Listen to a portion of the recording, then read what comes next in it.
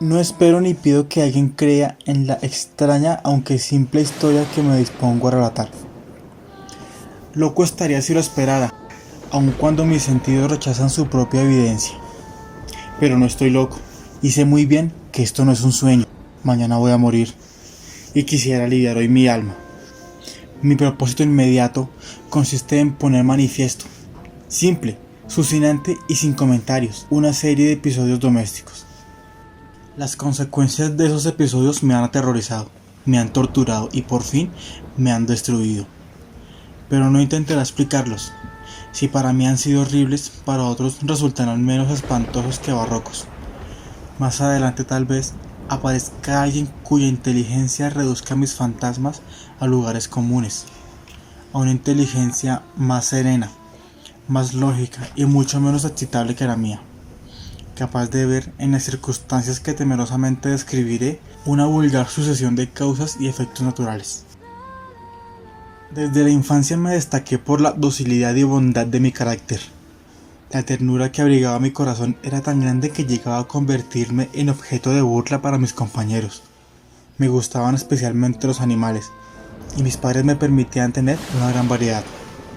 Pasaba a su lado la mayor parte del tiempo y jamás me sentía feliz que cuando les daba de comer y los acariciaba. Este rasgo de mi carácter creció conmigo y cuando llegué a la virilidad, se convirtió en una de mis principales fuentes de placer.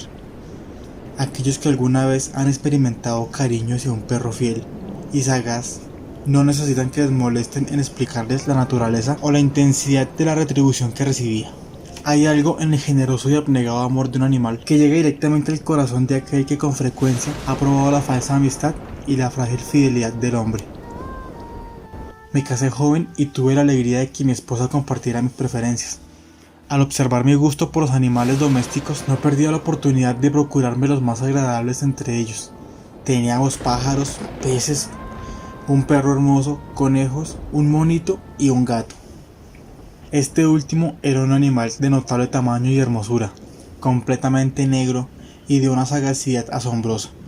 Al referirse a su inteligencia, mi mujer, que en el fondo era no poco supersticiosa, aludía con frecuencia a la antigua creencia popular de que todos los gatos negros son brujas metamorfoseadas.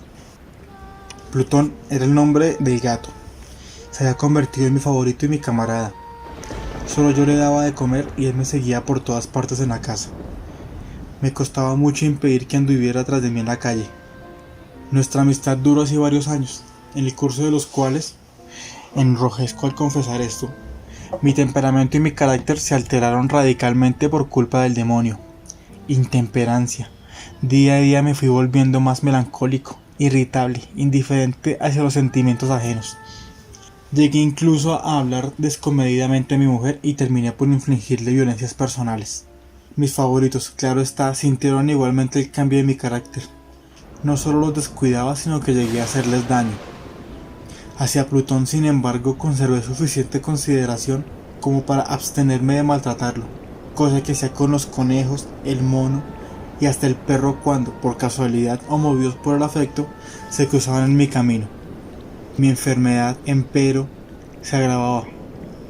Pues, ¿qué enfermedad es comparable al alcohol? Y finalmente, el mismo Plutón, que ya estaba viejo y por tanto algo enojadizo, empezó a sufrir las consecuencias de mi mal humor.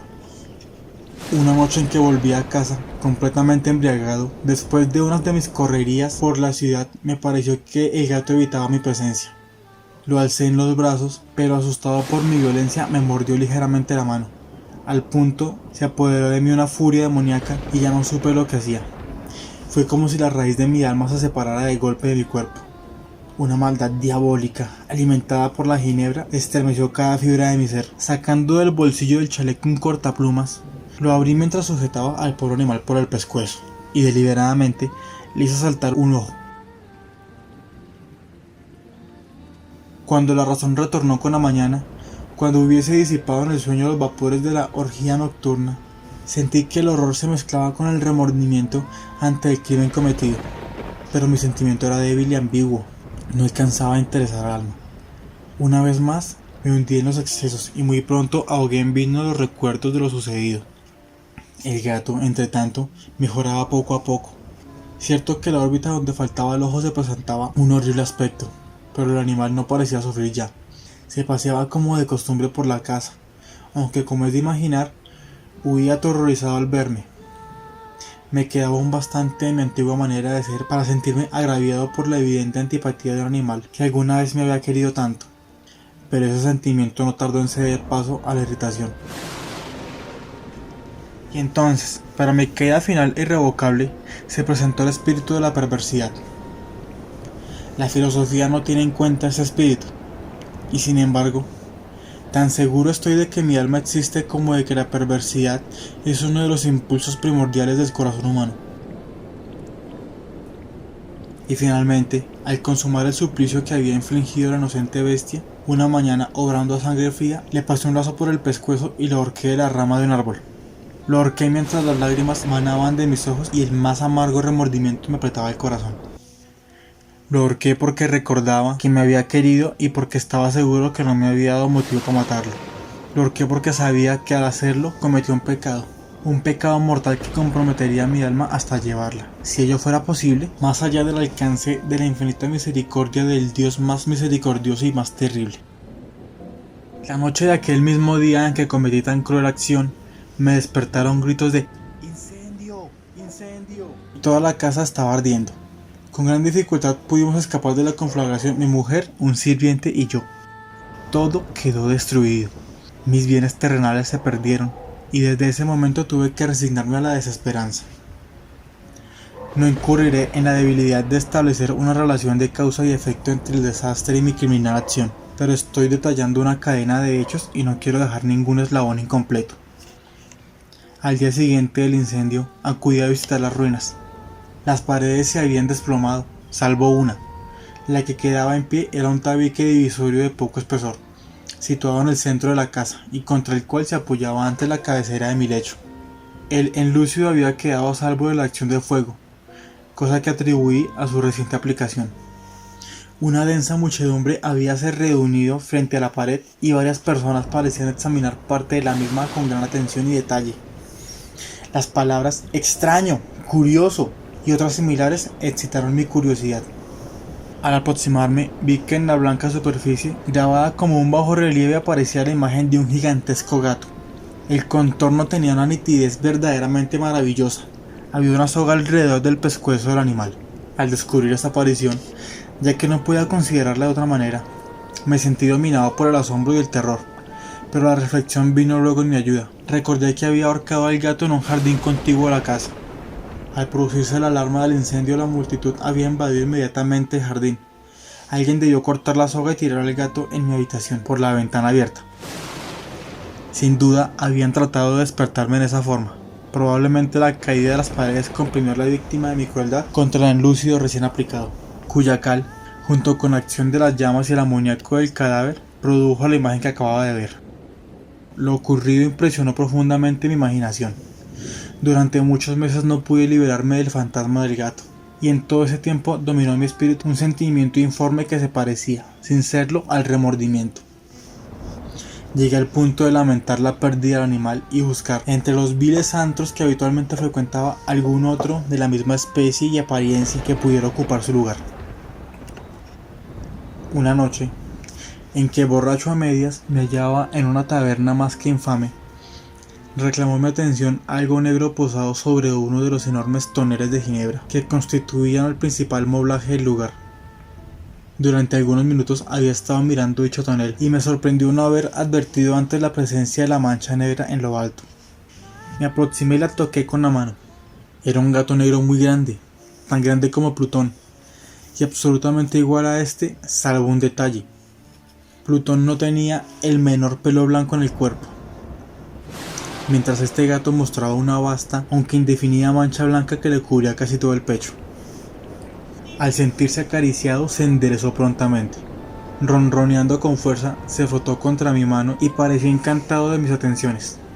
Acababa, pues, de encontrar el animal que precisamente andaba buscando. De inmediato propuse su compra al tabernero, pero me contestó que el animal no era suyo y que jamás lo había visto antes ni sabía nada de él. Continué acariciando al gato y cuando me disponía a volver a casa, El animal pareció dispuesto a acompañarme. Le permití que lo hiciera, deteniéndome una y otra vez para inclinarme y acariciarlo. Cuando estuvo en casa, se acostumbró a ella de inmediato y se convirtió en el gran favorito de mi mujer. Por mi parte, pronto sentí nacer en mí una nueva antipatía hacia aquel animal. Era exactamente lo contrario de lo que había anticipado, pero sin que pueda decir cómo ni por qué, su marcado cariño por mí me disgustaba y me fatigaba. Gradualmente, el sentimiento de disgusto y fatiga creció hasta alcanzar la amargura del odio. Evitaba encontrarme con el animal. Un resto de vergüenza del recuerdo de mi crueldad de antaño me vedaban maltratarlo. Durante algunas semanas me abstuve de pegarle o de hacerlo víctima de cualquier violencia. Pero gradualmente, muy gradualmente, llegué a mirarlo con inexpresable odio y a huir en silencio de su detestable presencia, como si fuera una emanación de la peste. Lo que sin duda contribuyó a aumentar mi odio fue descubrir a la mañana siguiente de haberlo traído a casa que aquel gato, igual que Plutón, era tuerto. Esta circunstancia fue precisamente la que lo hizo más grato a mi mujer, quien, como ya dije, poseía en alto grado esos sentimientos humanitarios que alguna vez habían sido mi rasgo distintivo y la fuente de mis placeres más simples y más puros. El cariño del gato por mí parecía aumentar en el mismo grado que mi aversión. Seguía mis pasos con una pertinencia que me costaría hacer entender al lector. Donde quiera que me sentara venía a ovillarse bajo mi silla o saltaba a mis rodillas, prodigándome sus odiosas caricias. Si echaba a caminar, se metía entre mis pies, amenazando con hacerme caer, o bien clavaba sus largas y afiladas uñas en mis ropas para poder trepar hasta mi pecho. En esos momentos, aunque ansiaba aniquilarlo de un solo golpe, me sentía paralizado por el recuerdo de mi primer crimen, pero sobre todo por un espantoso temor al animal. Representaba, digo, la imagen de una cosa atroz, siniestra, la imagen del patíbulo. Oh, lúgubre y terrible máquina del horror del crimen, de la agonía y de la muerte. Me sentí entonces más miserable que todas las miserias humanas.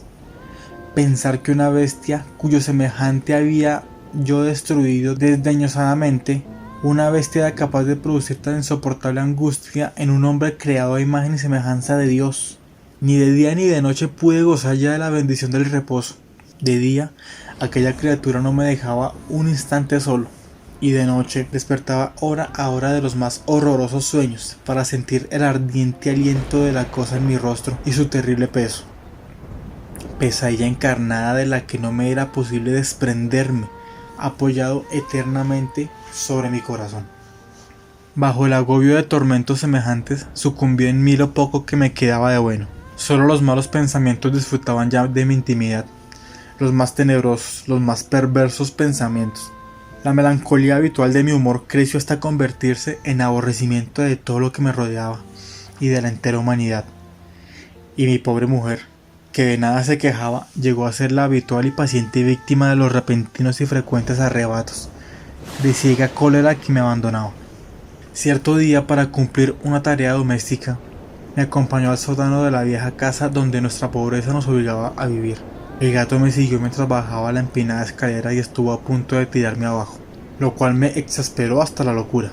Alzando un hacha y olvidando en mi rabia los pueriles temores que hasta entonces había detenido mi mano, descargué un golpe que hubiera matado instantáneamente al animal de haberlo alcanzado. Pero la mano de mi mujer detuvo su trayectoria. Entonces, llevado por su intervención a una rabia más que demoníaca, me zafé de su brazo y le hundí el hacha en la cabeza. Sin un solo quejido, cayó muerta a mis pies. Cumplido este espantoso asesinato, me entregué al punto y con toda sangre fría a la tarea de ocultar el cadáver. Sabía que era imposible sacarlo de la casa, tanto de día como de noche, sin correr el riesgo de que algún vecino me observara. Diversos proyectos cruzaron mi mente y por un momento pensé en descuartizar el cuerpo y quemar los pedazos. Luego se me ocurrió cavar una tumba en el piso del sótano. Pensé también si no convenía arrojar el cuerpo al pozo del patio o meterlo en un cajón, como si se tratara de una mercadería común. Llamar a un mozo de cordel para que lo retirara a la casa, pero al fin di con lo que me pareció el mejor expediente y decidí emparedar el cadáver en el sótano, tal como se dice que los monjes de la Edad Media emparedaban a sus víctimas. El sótano se adaptaba bien a este propósito. Sus muros eran de material poco resistente y estaban recién revocados con un mortero ordinario, que la humedad de la atmósfera no había dejado endurecer. Además, en una de las paredes se veía la saliencia de una falsa chimenea, la cual había sido rellenada y tratada de manera semejante al resto del sótano. Sin lugar a dudas, sería muy fácil sacar los ladrillos en esa parte, introducir el cadáver y tapar el agujero como antes, de manera que ninguna mirada pudiese descubrir algo sospechoso. No me equivocaba en mis cálculos, fácilmente saqué los ladrillos con ayuda de una palanca y luego de colocar cuidadosamente el cuerpo contra la pared interna, lo mantuve en esa posición mientras aplicaba de nuevo la mampostería en su forma original. Después de procurarme argamasa, arena y cerda, preparé un enlucio que no se distinguía del anterior y revoqué cuidadosamente el nuevo enladrillado. Concluida la tarea, me sentí seguro de que todo estaba bien. La pared no mostraba la menor señal de haber sido tocada. Había barrido hasta el menor fragmento de material suelto. Miré en torno, triunfante, y me dije: aquí, por lo menos, no he trabajado en vano. Mi paso siguiente consistió en buscar a la bestia causante de tanta desgracia, pues al final me había decidido a matarla. Si en aquel momento el gato hubiera surgido ante mí, su destino habría quedado sellado, pero por lo visto, el astuto animal, alarmado por la violencia de mi primer acceso de cólera, se cuidaba de aparecer mientras no cambiara mi humor. Imposible describir o imaginar el profundo, el maravilloso alivio que la ausencia de la detestada criatura trajo a mi pecho.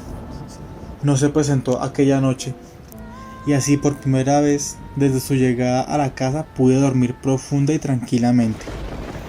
Sí, pude dormir, aun con el peso del crimen sobre mi alma. Pasaron el segundo y tercer día, y mi atormentador no volvía. Una vez más respiré como un hombre libre. Aterrado, el monstruo había huido de la casa para siempre. Ya no volvería a contemplarlo. Gozaba de una suprema felicidad, y la culpa de mi negra acción me preocupaba muy poco.